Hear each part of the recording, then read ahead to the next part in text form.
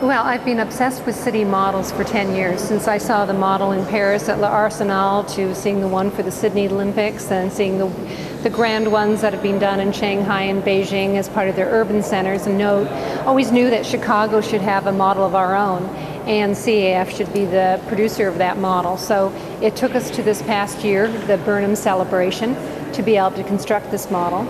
And so when we started making the model itself, it was an interesting process, because I assumed that once we decided on the model maker, that we would just simply go to the city planning department and get the data, only to find out that the data of Chicago, we have the data of the Chicago horizontal, however, we don't have it vertically. Wow. The city of skyscrapers had to be mapped vertically. So we had to do all sorts of original data compilation in order to make this model.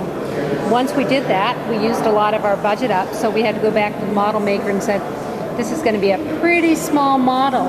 But she was really ingenious and said, I'm going to use a new technology that's called rapid prototyping. So we used stereolithography and we used rapid prototyping, which meant that we could go to manufacturers in the Chicago region and have them make buildings for us.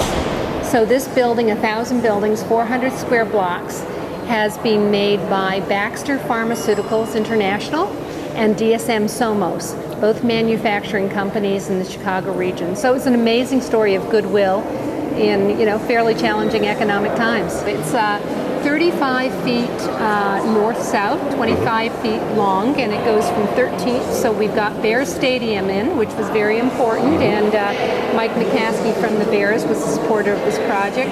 And then we go to Oak, so we include the Hancock, and then we include just past the the Kennedy Expressway to get into Halsted, and then down to Roosevelt on the southwest side. You said about 1,000 buildings? 1,000 buildings, 400 square blocks. What we wanted to do was get the downtown city core, and that was the most important for us in telling the first story of the city, and then we hope to expand it into the future. About how long did it take to actually assemble this from the production of the buildings and then bringing them in here and piecing it all together? We hired the model maker a year ago in the spring, and then once the building, we actually started assembling this in the lobby about a month ago.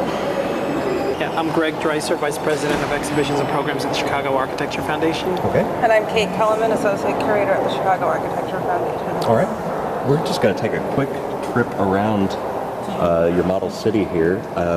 We don't want to give away too much because we'd love for people to actually come out and take a look at it for themselves. But kind of tell us a little bit about some of the information that's provided to visitors here at the exhibit and some of the things you wanted to focus on for the model city. Well, what we're trying to get people to think about is how a city as big, vast, complex as Chicago took shape. Who's behind the planning of the city? Why did they decide to do what they did? And then what were the consequences, both intended and unintended? And for example, one of the themes we look at is what we call the new city strategy. There are planners who don't like the way Chicago is or think there's some crisis or problem. Mm-hmm. And their answer is, well, let's just demolish a large part of the city and build anew. So, Kate, for example. So, for example, with the Sears Tower, soon to be Willis Tower, this was built in a section of the city which was formerly devoted to light industry, the garment district to be specific. And Mayor Daley the First, after his 1955 election, had the idea of transforming Chicago's economy into more of a service economy, and with the idea of bringing in skyscrapers, bringing the central business district west, basically devised a plan or enabled the Sears Corporation to enact a plan which essentially wiped out that kind of light industry. See that you have a section here called Connected City. Is this about the transportation?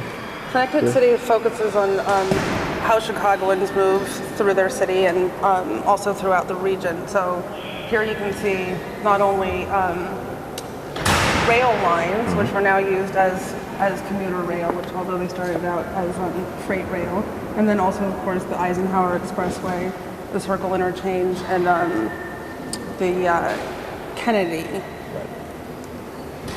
Okay. You extend all the way down to 16th Street. You're able to get in Soldier Field. It says here that the scale was 1 inch to 50 feet. That's right. It's actually quite a large scale for this kind of model.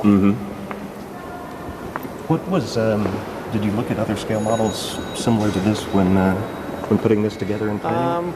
Well, first we went to China because that's now become the world capital of city models. Okay. There's so much growth there, so much development and urbanization that every major city has a model, and they have models of a scale comparable to this one. Okay.